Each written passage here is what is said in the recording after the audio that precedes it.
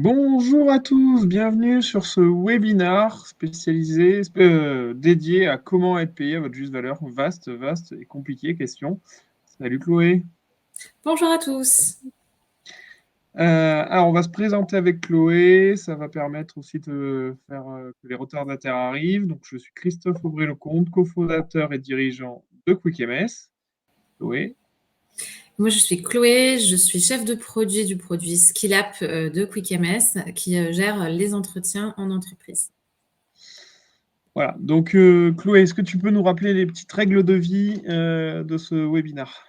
Bien sûr. Alors du coup, vous avez, comme certains l'ont déjà vu, la partie chat où vous pouvez interagir, poser vos questions, échanger les uns avec les autres.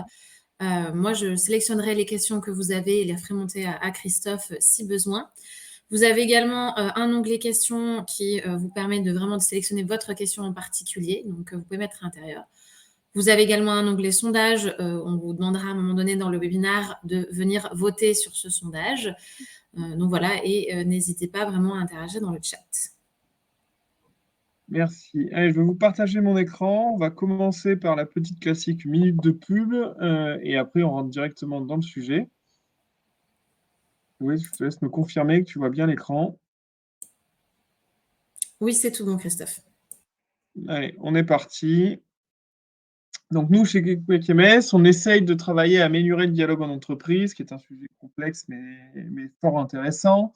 On le fait comment? On met à disposition des outils et des services pour vous faire gagner du temps, diminuer vos contraintes, améliorer votre pilotage, centraliser toutes vos données. On va rentrer dans le webinar. Donc, comment être payé à sa juste valeur? C'est la question à laquelle on va essayer de répondre. Question pas simple. On commence par la petite question icebreaker, Chloé. Donc, selon vous, êtes-vous payé à votre juste valeur? Et là, vous avez un petit icône réagir. Alors moi, je vais vous faire un petit test pour vous montrer. Et vous pouvez utiliser du coup l'icône réagir que vous avez en bas de votre écran. Voilà, certains ont bien compris.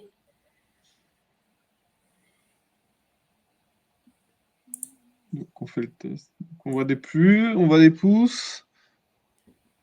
Tout le monde a l'air d'être bien payé à sa juste valeur. Alors, je ne sais pas pourquoi on pose la question, en fait. C'est difficile. Non, que du pouce, que du pouce, que du pouce. On Bah, a c'est eu bien. une personne qui a mis un petit smiley avec une petite larme. Ouais, c'était moi, je crois. Allez. Donc, on va continuer, on va avancer. Donc, bon, bah, j'espère que cette réponse n'est pas si évidente que ce qu'il est paraît, parce que sinon, malheureusement, on va s'ennuyer pendant pendant les 20 prochaines minutes. Donc, selon vous, qu'est-ce que la valeur? Donc, c'est la première étape dont on va essayer de répondre. Première question à laquelle on va essayer de répondre. Mais avant que je vous apporte des éléments de réponse, est-ce que vous pourriez, vous, nous dire dans le chat, quelle est pour vous la valeur? Et du coup, Chloé, j'en profite pour te poser la question. Pour toi, c'est quoi la valeur? Alors, question difficile, c'est pas très simple d'y répondre comme ça. Pour moi, c'est ce qui va apporter un plus à quelque chose déjà acté. Mais voilà, une valeur supplémentaire, je dirais, à quelque chose. Je vois qu'il y a des personnes qui sont en train de taper, donc On n'hésitez va, pas à faire un retour. on va attendre alors d'avoir un peu leur sentiment. Ok, on a le montant de ce que l'on vaut par rapport au travail produit, fourni, de Valérie. Merci, merci Valérie pour cette participation. On t'a encore un petit peu. Mm. Ah, c'est sûr que c'est peut-être des longues réponses, donc c'est pas simple. Euh,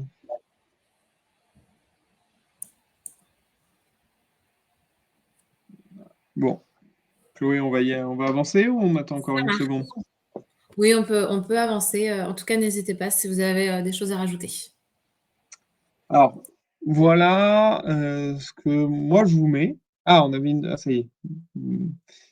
Donc, il y a eu. Tu peux nous partager. Donc, il y a Marizy qui dit quoi? Le ratio Entre l'intérêt, l'importance pour l'employeur, des missions accomplies et la rémunération perçue.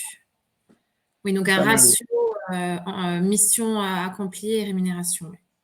Alors, je suis allé chercher une définition, je me rappelle plus sur quel site, mais que je la trouvais bien, du coup, je vous l'ai amenée. La valeur, c'est la valeur d'un produit estimé par le consommateur qui établit un rapport entre le coût et les bénéfices tirés de ce produit. Qu'est-ce que vous pensez de cette définition? Donc, c'est coût versus bénéfice tiré du produit. Est-ce que si on amène cette définition-là dans le monde des RH et liée aux hommes, est-ce qu'elle vous convient? Donc je vous laisse me mettre des smileys dans le chat ou des oui, des non. Heu, voir un peu ce que vous en pensez. Ah, je vois des plus. Par réagir, très bien.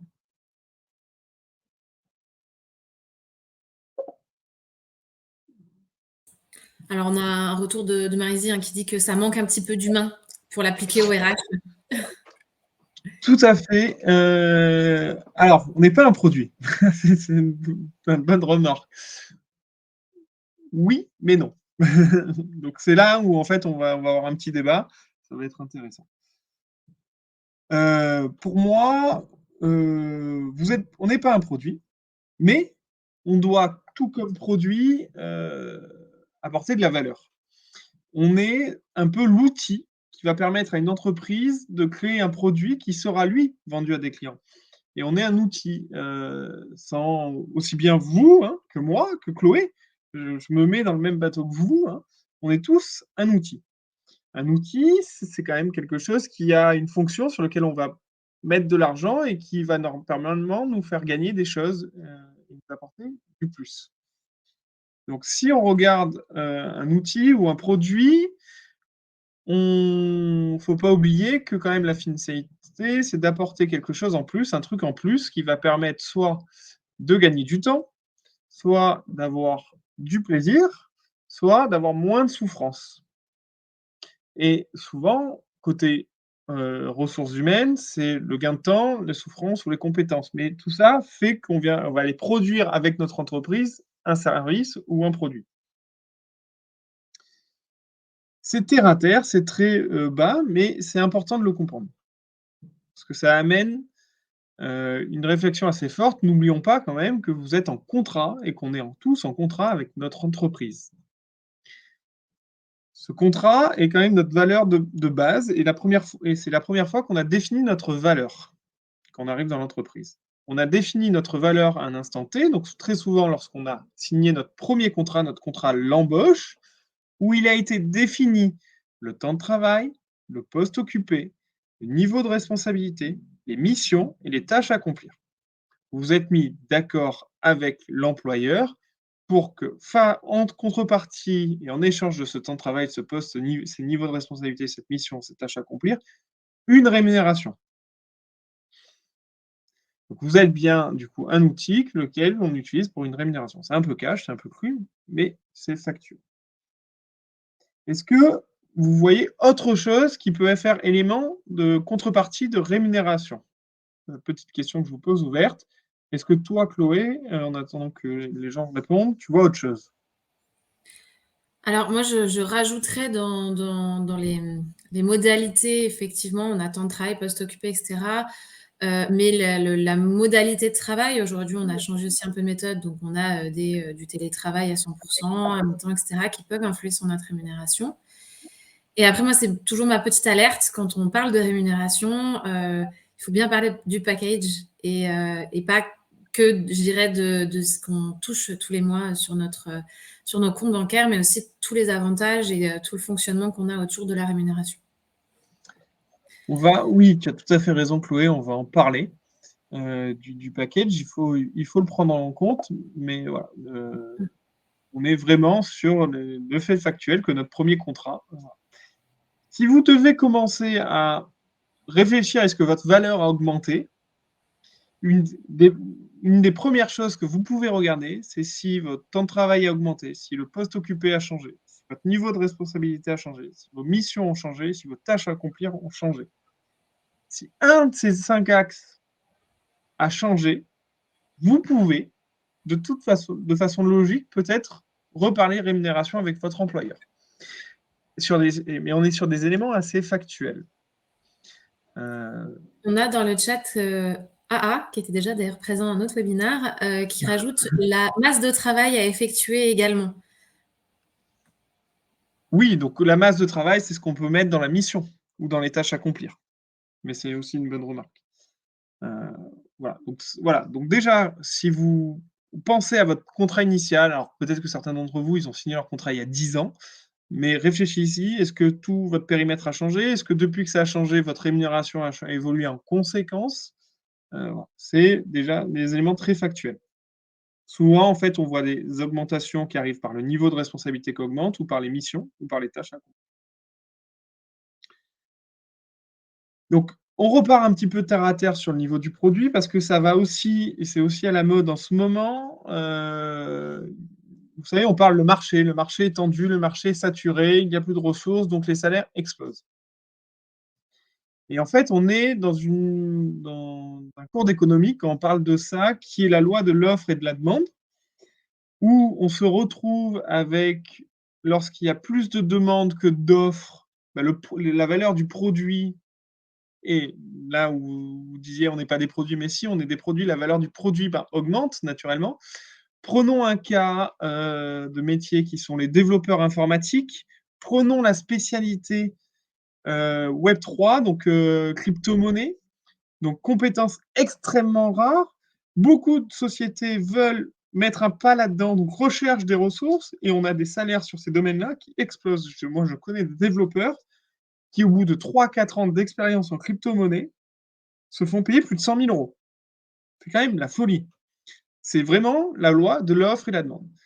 En ce moment, on a un paradigme qui est en faveur des ressources, des salariés, parce qu'on a un marché de l'emploi très tendu. Sur les cadres, on est sur du plein emploi. Sur les agents de maîtrise, on arrive au plein emploi. Donc, c'est en faveur d'une augmentation des salaires.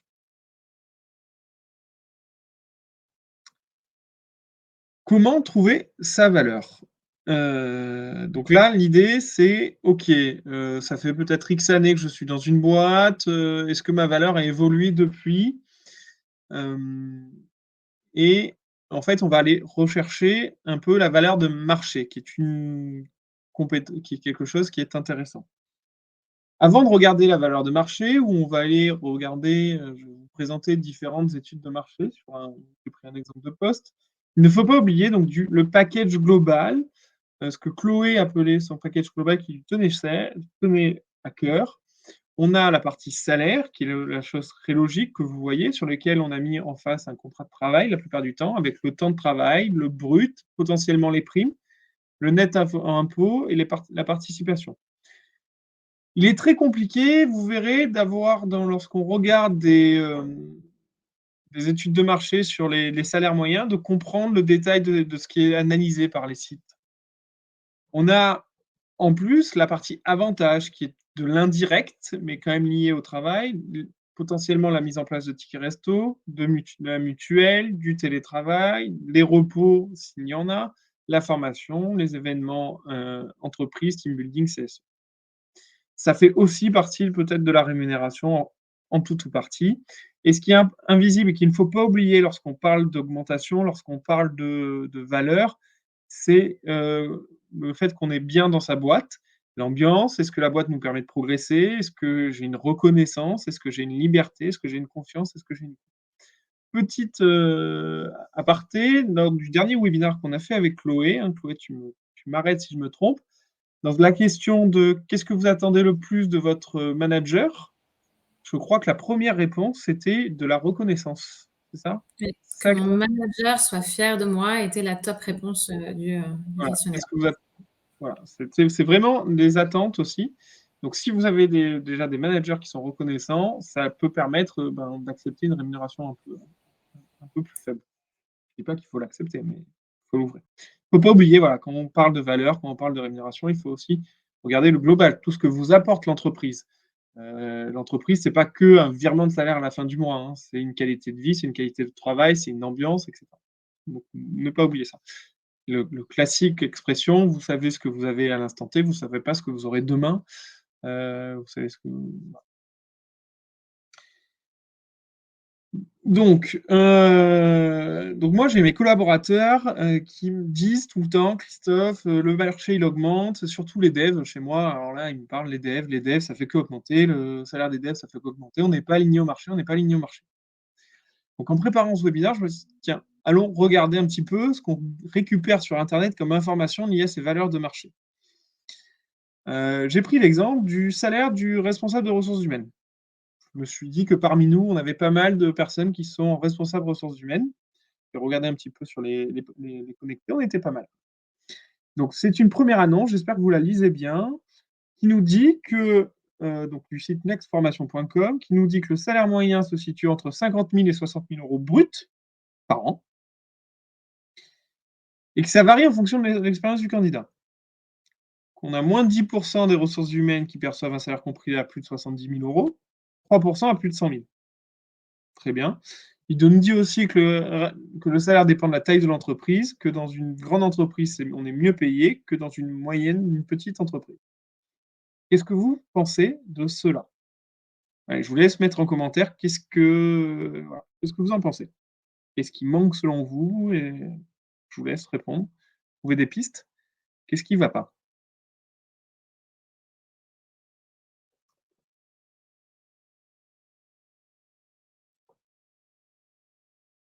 Bon, on a perdu tout le monde, Chloé, ou il y a encore des gens avec nous?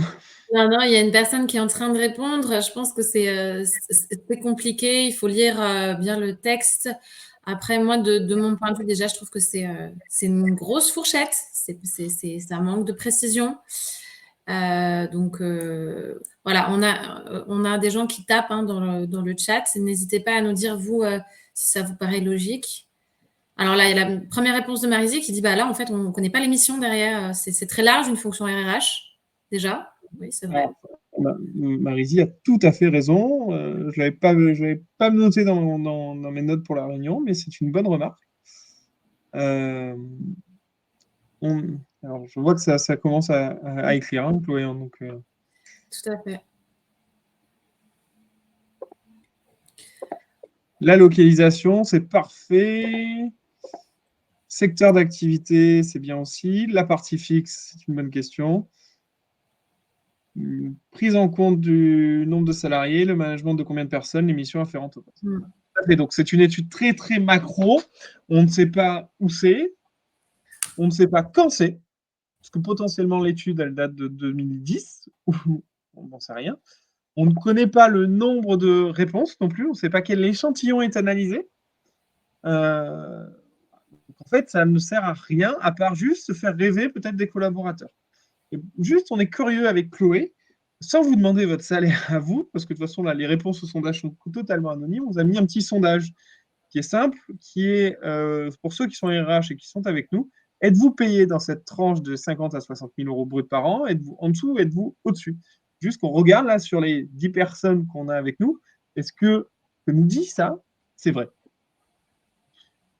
Donc n'hésitez pas à aller dans l'onglet sondage, hein. Je vois qu'il y a eu quelques votants déjà qui ont anticipé la question. Voilà, c'est juste pour avoir donc tout est anonyme, hein, une espèce de cohérence ou non avec ce qui nous est indiqué, parce qu'effectivement, on pourrait avoir ce sondage sur 10 personnes, hein, on ne parle pas de l'échantillon ici. Donc là, on a déjà quelques votes, beaucoup qui sont en dessous. On a 70%, alors 64% qui sont en dessous. On n'est pas Et 30, nombreux, ça bouge vite, hein. ouais, et une trentaine de pourcents qui sont dans cette tranche-là et un Bon, petit peu au-dessus. donc, j'ai l'impression que c'est pas tout à fait vrai ce petit sondage. Enfin, on voit que c'est compliqué. Pour une moyenne, il n'y a personne qui est au-dessus. En théorie, aller sur 15 personnes, on devrait peut-être avoir des gens au-dessus. Donc après, je vous en ai mis d'autres. On va en regarder 2-3 autres parce que je pense que c'est quand même une partie qui est importante à analyser. On a là hellowork.com qui et en fait c'est un copier-coller de quasiment l'autre article avec quelques informations supplémentaires. Au lieu de mettre grandes entreprises, ils ont mis plus de 250 salariés. Voilà, donc vraiment du copier-coller. On a un talent.com qui nous met complètement autre chose. Et là, c'est assez intéressant. Il y a des choses que je préfère, que j'aime bien, moi, sur le talent.com. Je vais essayer de vous le zoomer. Vous le voyez un peu mieux. Comme ça, c'est bien gros, vous arrivez bien à lire. Ce qui me plaît bien, moi, c'est déjà, on se connaît l'échantillon. On a, et on parle de médian. Alors, Chloé, est-ce que tu peux nous dire ce que c'est que le médian, la médiane? Oui, tout à fait. Alors, tout ce qui est, médian, entre guillemets, la médiane, c'est vous allez prendre un échantillon, de 100 personnes environ, non, 100 personnes, vous allez trier vos réponses et vous allez choisir la réponse qui se trouve au milieu de l'échantillon, donc la 51e. Alors que la moyenne, vous prenez, toutes vos réponses, vous, faites une somme et vous divisez par le nombre de réponses que vous avez, dans votre échantillon. Merci, Chloé. Donc, n'oubliez pas que le tri, il doit être par ordre croissant ou décroissant, sinon ça ne fonctionne pas.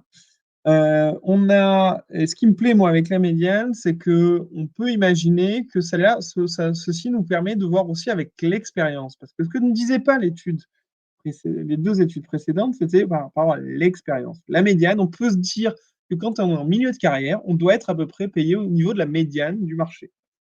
Euh, qui ne me plaît pas non plus avec une moyenne par rapport à la médiane, c'est que si vous avez des très gros salaires dans certains secteurs d'activité à plus de 100 000 euros, ils vont aller fortement influencer la moyenne, alors que les salaires les plus faibles, qui sont la majorité, on peut influencer la moyenne. Une médiane, on voit vraiment où on se place au milieu de ces 5 000 ou 6 000 personnes. Voilà. Je ne sais pas ce que vous en pensez. Est-ce que vous préférez, vous, moyenne ou médiane? Tiens, je suis curieux de le savoir. Ce qui manque là, par contre, c'est qu'ils ne précisent pas que c'est du salaire brut. On peut supputer que c'est du salaire brut. Dans le chat, est-ce que vous préférez la moyenne ou la médiane?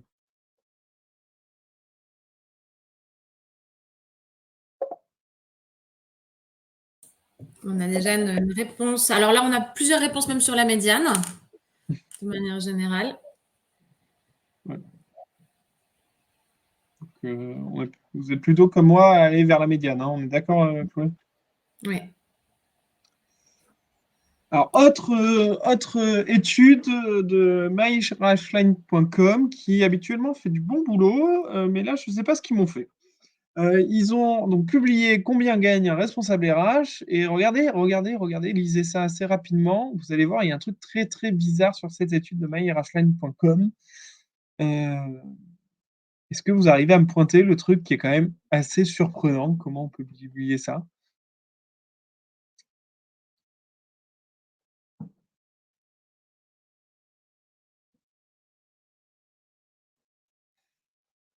Allez, je vous ai laissé chercher. Je ne sais pas s'il y a des gens qui sont en train d'écrire, Chloé. Non, vas-y, tu peux continuer, Christophe. Je pense que le texte est un peu long à lire. C'est ça qui est surprenant. Étude basée sur 73 réponses. Ce qui est quand même pas mal, hein, pour envoyer une fatalité en France. On a interrogé 73 responsables RH.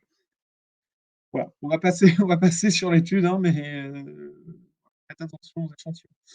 Autre étude sur Indeed, qui est là, a deux avantages que j'aime bien, moi, c'est qu'on est sur du salaire de base moyen. Euh, précise, donc on exclut les primes, etc. On peut regarder le secteur d'activité et le parent, donc, permet de savoir. Alors, ceux qui font un peu le meilleur baromètre RH, c'est Hays. Souvent, les articles qu'on voit tourner là-dessus, sur ces sujets-là, ils viennent des études de Hays. Hays ont monté un petit baromètre des salaires sur leur site qui permet de chercher le type de poste, la spécialisation, le nombre d'années d'expérience, le titre, et de voir si le salaire moyen est le salaire le plus bas et le salaire élevé. Il faut un hybride entre la moyenne, le plus bas et le plus élevé.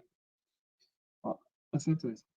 Mais ce qui est le mieux, c'est ce que je vais vous montrer maintenant, c'est la partie de l'INSEE. Donc l'INSEE a mis un petit portail, un baromètre qui est assez bien fait, je vous avouerai, et qui vous donne quand même bien la tendance. Je suis en train de vous le partager.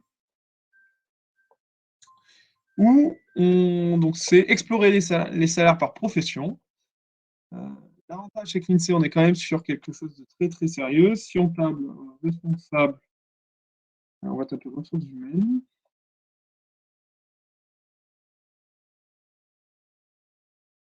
Et donc, on prend tiens, directeur des ressources humaines, sauf état-major. On va prendre des RH juste pour changer. Et ils vous mettent quatre. Pourquoi il m'a mis ça? Et donc, on arrive sur les salaires et vous vous retrouvez. Donc, ils mettent dans les DRH et les RH certainement ensemble dans le même paquet.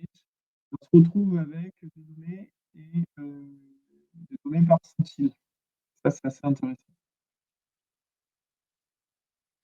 Et le pourcentage de personnes par tranche d'âge. On est sur des salaires nets, là, par contre, donc ça vient aussi d'un salaire net, ce qui est un peu bizarre quand même, mais équivalent temps plein et de 2018. Donc n'hésitez pas à regarder le site de l'INSEE pour avoir des données un peu fiables sur les salaires, c'est intéressant. Ça date d'il y a 4 ans, mais au moins on est sur un organisme très très fiable. On reprend le cours de notre webinar. Si on n'a pas de questions, Chloé. Donc l'idée aussi donc, de comment être payé à sa juste valeur, quelques petits conseils à ne pas faire et après quelques conseils à faire. Donc ne pas aller chercher une proposition d'embauche chez un concurrent, parce que vous avez 80% de chances que votre employeur il se dise ben va-t'en. Sauf si vous voulez vraiment partir, mais à la limite, à quoi ça sert d'aller lui mettre sous le nez? Voilà. Moi, je vous conseille de ne pas le faire ça. Pointer notre collaborateur en disant ah, un tel est payé tant, je comprends pas pourquoi moi je suis pas payé tant. Enfin, la jalousie, ça n'a jamais aidé grand monde quand on a commencé à parler de rémunération. Le marché dit que, sans aucune preuve, sans aucune étude, etc. Dites plutôt, si vous voulez partir sur cette notion de marché, dites plutôt j'ai regardé l'étude de Hayes qui a basé son étude sur tant de personnes, le salaire moyen est tant, moi je suis en dessous, vu mon expérience, je pense que je devrais être dans la tranche haute, etc. Vous allez plutôt arriver à avoir des arguments. Évitez de surdemander pour en avoir juste un petit peu, et évitez de faire le mode pleureur, évitez de rentrer en relation parent-enfant avec votre manager. Ce que vous pouvez essayer de faire et qui est vraiment plus intéressant, c'est démarrer de votre salaire actuel, depuis votre dernière augmentation peut-être, sauf si elle a été très faible, depuis votre dernière augmentation qui a été conséquente, et essayer de regarder ce que vous avez apporté en plus à l'entreprise. C'est très souvent compliqué pour les fonctions de ressources humaines qui sont avec nous aujourd'hui, parce que vous êtes sur des fonctions support. Vous êtes sur des fonctions support et en fait, vous n'êtes pas direct business. Vous ne rapportez pas du lead, vous ne rapportez pas des clients, vous ne rapportez pas grand-chose à l'entreprise, vous êtes juste un poste de coût. Je suis cru, hein, je suis désolé, mais c'est la réalité. C'est faux en fait. Vous avez la capacité de faire baisser les coûts de l'entreprise et vous le faites peut-être sans le vouloir et sans vous en rendre compte. Vous trouvez ça normal, mais vous ne le mettez pas en avant. Enfin, c'est dommage. Mettez-les en avant, les coûts que vous arrivez à faire baisser de votre entreprise. Je salue par exemple ma RRH qui est Sabine, qui a mis en place des choses chez nous sur la mise en place en automatique des demandes d'aide de l'embauche des jeunes. Le gain pour nous de 15 000 euros. Elle a fait quoi? Elle négocie les tarifs en cas de contrat d'apprentissage avec les écoles pour faire baisser des coûts. Donc elle fait plein de petites choses comme ça qu'elle me met en avant et qui pourra justifier demain peut-être une de ces augmentations. Je te salue, Sabine. Voilà. L'inflation, alors là, je trouve que c'est la grande blague du moment, l'inflation. On vous a dit pendant des années, c'est le Covid, on ne peut pas augmenter. On n'est pas sûr que les boîtes sont là. Et là, je ne sais pas si vous avez vu les derniers rapports du MEDEF, et je ne sais plus quel organisme, qui disait que si on commençait à augmenter les salaires, on allait accélérer l'inflation. Donc, il ne faut pas encore augmenter. Donc, vous n'avez pas été augmenté pendant 2 ans, pour 3 ans à cause du Covid. Et là, vous pouvez avoir potentiellement votre employeur qui dit que pour lutter contre l'inflation, il ne va pas vous augmenter. Quand on creuse un peu quand même ces études sur l'inflation, on voit surtout que la grosse partie de l'inflation est due à l'augmentation des profits. Donc ne vous laissez pas faire, allez chercher une augmentation parce qu'il y a de l'inflation. Moi, je vous conseille. Nous, je l'ai fait chez Quick MS. On s'est aligné sur une base d'inflation. Et comme je disais, ce qu'on se disait au début, l'attention du marché, avec peut-être le témoignage de confrères qui seraient payés plus pour le même job, voilà, des interviews factuelles. Ça peut être intéressant. Avant d'aller faire votre demande d'augmentation, il faut que vous travailliez votre dossier, il faut que vous préparez un dossier. Pour cela, vous pouvez aller vous appuyer sur la reconnaissance de vos collègues en leur demandant un mail. Vous pouvez arriver à prouver que vous avez évolué sur vos compétences, que par exemple, avant, il vous fallait tant de temps pour faire développer une page Internet et que maintenant, il vous faut plus que tant de temps. Donc, vous en faites 2 fois plus, vous augmentez votre productivité et vos compétences. Vous avez suivi de la formation sur le management, sur le feedback, etc. On oublie très souvent de parler de l'implication dans la vie de l'entreprise. C'est aussi important des fois que les compétences et la productivité pour une entreprise. Pour des salariés impliqués, engagés dans la vie de l'entreprise, pensez à le mettre en avant. J'ai participé au CSE, j'ai fait la fête, j'ai organisé des apéros, je suis important pour la vie de mon entreprise. N'oubliez pas aussi de mettre vos idées en avant qui ont fait progresser l'entreprise, vos suggestions, et cetera. Voilà. Si vous voulez regarder un petit peu mieux comment on prépare bien un entretien annuel, on a fait un webinaire avec Chloé sur le sujet. Donc je vous propose de regarder le replay. Vous avez un lien dans le PowerPoint que vous allez recevoir et vous pouvez Vous aurez le support qui vous sera envoyé, à la fin de ce webinaire, donc vous pourrez retrouver, tous les liens et tous les outils, que Christophe a je présentés. vous le mets dans le chat. Mais normalement, vous l'aurez dans le support. Bon, on s'arrête là, Chloé? C'est tout bon. Ben, merci pour ton accompagnement et tes réponses. Au revoir. Merci à toi. Au revoir.